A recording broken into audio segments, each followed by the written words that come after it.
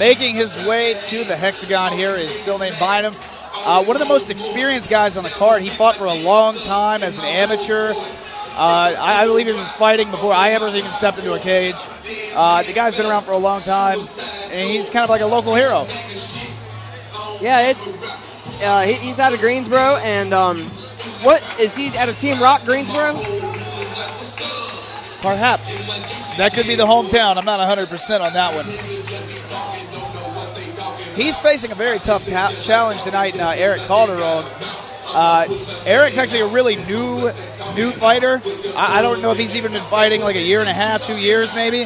And already he's hit the pro scene, and he's got impressive wins, and he's looked pretty good so far. He's a very solid fighter. Came in, took his first loss in Pennsylvania, came down here, got a win over Tony Tan, and is now looking for his second professional win while still trying to also improve to 6-5 himself. And not enough can be said about his professional fight against Tony Tan. Tony Tan is a guy that was running up the scoreboards as well with amateur wins left and right.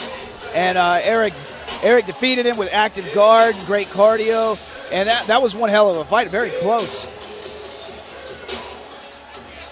Bynum has quite a few KOs. He's got some submissions. He's really well-rounded. I'm excited to see what he does against a guy like Eric, who's going to have the reach advantage and has a great ground game. I mean, where do you fight a guy like that? Yeah, it's gonna be more of an experience versus more of an explosive new I'm coming in your face type of deal. Which is something Eric does very well. Very, very high intensity fighter. Yeah, and still is indeed definitely a Team Rock Greensboro fighter. And his opponent making his way to the cage, fighting out of the red corner, Eric Calderon.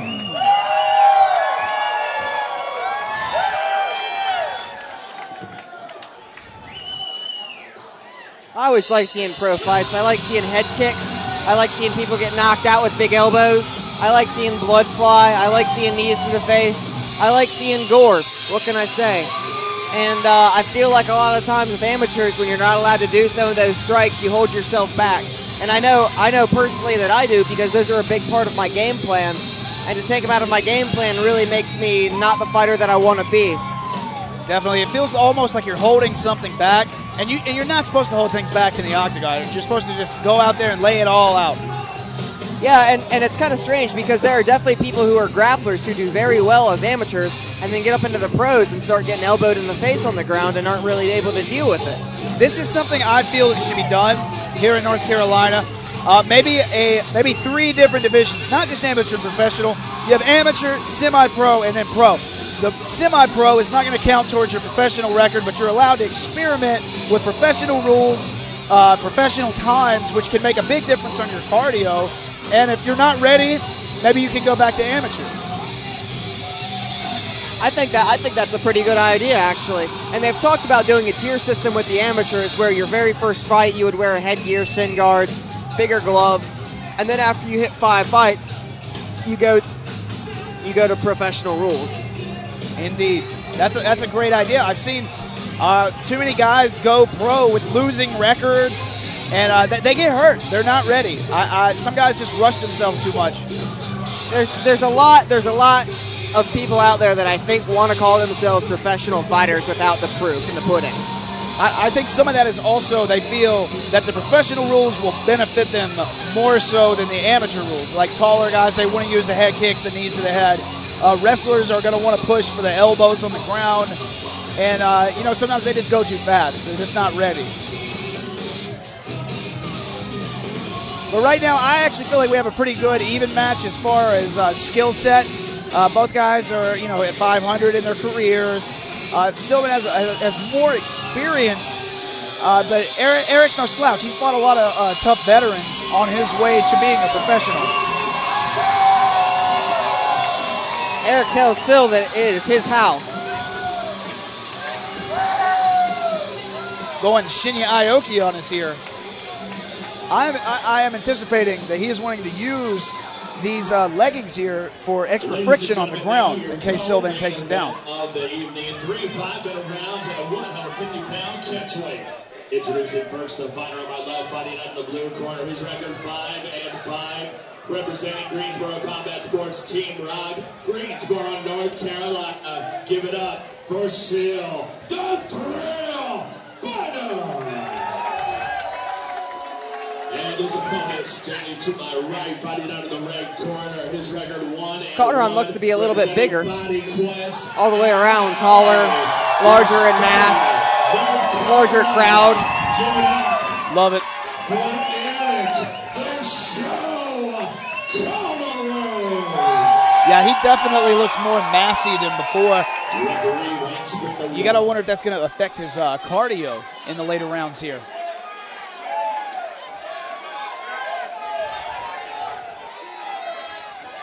I'm trying to see a high-quality fight out of both of these fighters.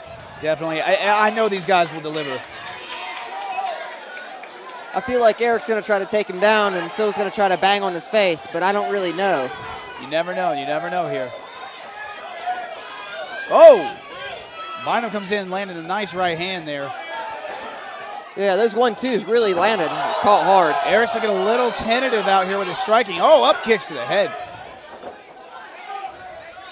Looks like Calderon's already starting to get a little bit of swelling on his eye from that left swing. Sill really is pawing hard with that. Sill is a lot more relaxed in there. Like Eric's kind of rushing things, but he's done that. Oh, wow, and Eric has Sill's back. And he's done well rushing things like that. Like right now he has the back of Sill. Working for the choke here. Sill dumps him off. And then takes his own back mount himself. They're still in the cage, both guys working for position, trying to work for that underhook.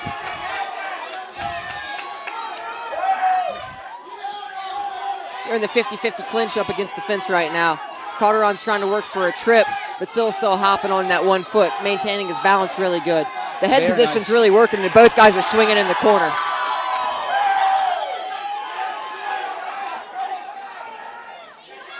Both guys are really swinging with their first shot instead of coming in with straight punches. Yeah, Eric's always been wild like this, but it's almost paid dividends throughout his career. That was a very nice shot. You know, you don't know what to expect from a guy that's just winging shots like that. He can do anything, and that helps him out because you can't anticipate his moves. You're right. People who are really unorthodox are very hard to read, and Sill's not doing a very good. Ooh, that was a little bit of a kick on the ground to the head. That's an illegal shot. I don't know if he threw that on purpose or what.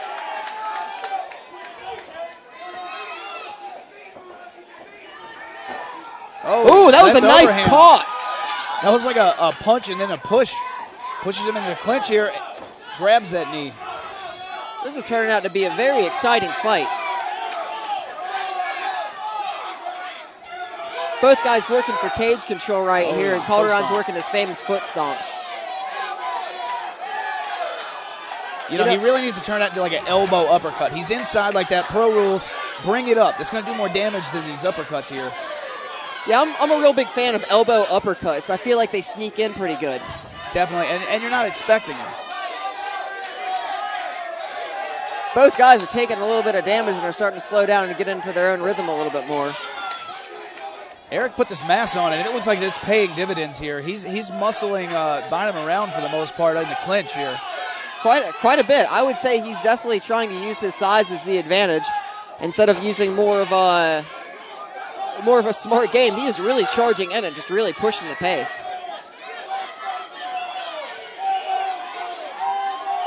Right here, they're calling for the elbow. It's just if you don't work that in practice, you're not going to be able to use it regularly in a fight.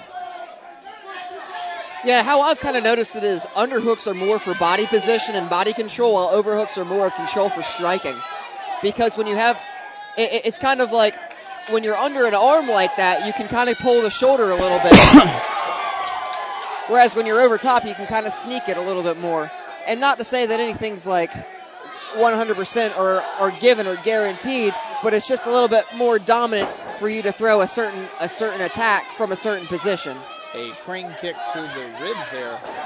Wow. Eric caught that foot when he was coming in on that shot. I don't know exactly how much damage he took, but he's getting ready to go for back position again. He may try to pull out an armbar here. Oh, Bynum there's well. Has a crooked armbar attempt, quite misses it. And Bynum looks like he's trying to lock in a submission of his own here, or at least use it to sweep. Oh! And Eric's trying to reverse the Kimura. Oh, very nice. That's a pretty advanced technique right there, to use someone's Kimura. It is. It's kind of sketchy without having a gi on, though.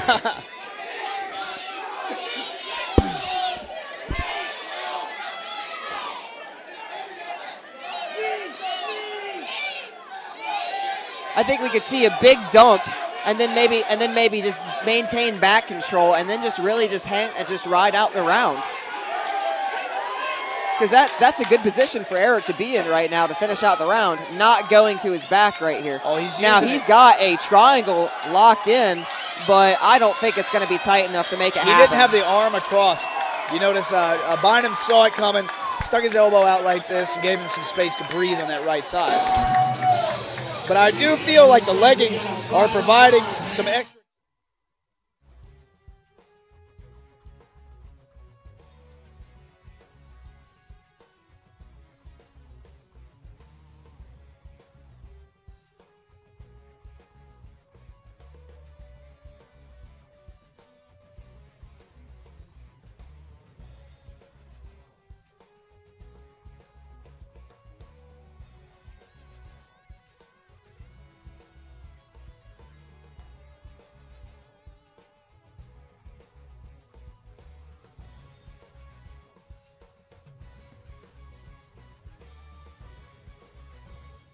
Working against him.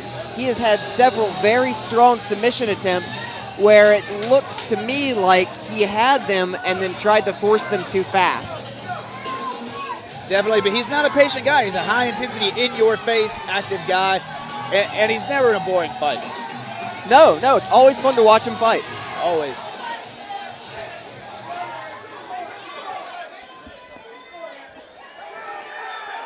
And Eric wants to come out to glove touch. No glove touches at all. Both guys swinging wide with these overhands. Eric shoots again low for another single. Sill's controlling him with head control and a nice knee to the face.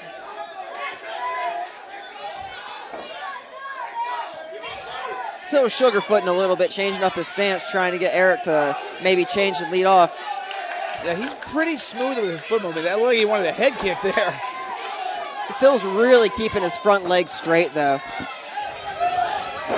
I think cardio is starting to play a factor on Bynum here. I think it is, too. He's been fighting off submission attempts. I think that there is a very strong arm triangle that could happen from the backside. There, and Bynum twists perfectly into that. Kept it bent the whole time. And he needs to get up. Misses his arm bar again. Game. No, I would not play this ground game with Eric. He is very tough on the ground. Has done a very good job of getting his submissions very close. But again, when you go from top and just try to take the submission. Oh! Eric Calderon drops Bynum. I think it was a slip. That's it. Tap out, tap out, tap out. That's nice. A tap. That was a tap out. That was a tap out due to strikes.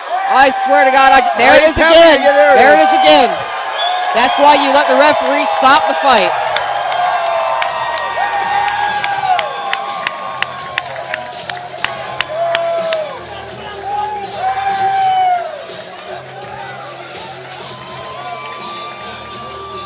Eric Calderon with a TKO. That is very impressive. Very. I did not see. I thought him with the leggings and everything. He's going to walk away with a submission win here tonight. Bynum played in his guard a lot, and he ends up putting him away with the elbows and the punches over there in the corner. That was very nice. That was an overhand right that really caught him. Kind of dazed him a little bit, and then he just finished it. See, that's what I was talking about, Eric's wild style. It's hard to use head movement on a guy that's throwing from a different angle every time he throws something. And Sylvan was trying to counter him. He did a pretty good job for the majority of the fight, countering, coming back with his own punches, landing some good ones.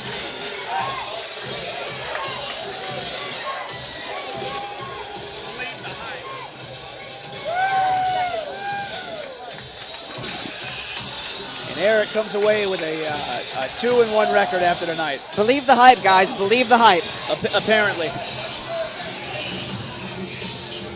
I always thought hype was a negative thing, but they have turned it into, you know, like that boxing movie in the early 90s, The Great White Hype. Awesome movie. Never saw it? Are you that young, Travis? I've seen it, but I always thought I was the Great White Hype. Oh, here we go. I guess you could do the Irish thing. Nah, some other guy, some Carol guy has a leprechaun or something like that. Some guy. You could claim to be like a distant cousin, maybe? Nah. Wearing green? I've rolled around in his sweat, though, so that counts for something.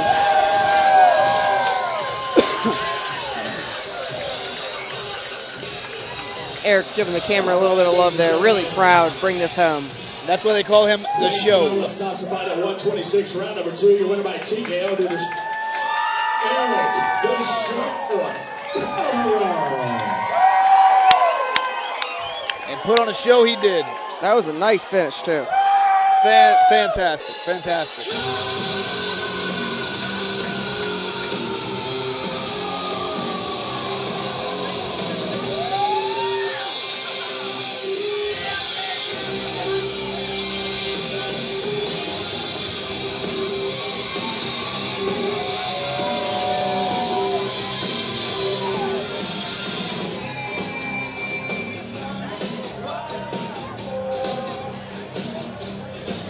I'm really hoping Sylvain takes this and improves upon it.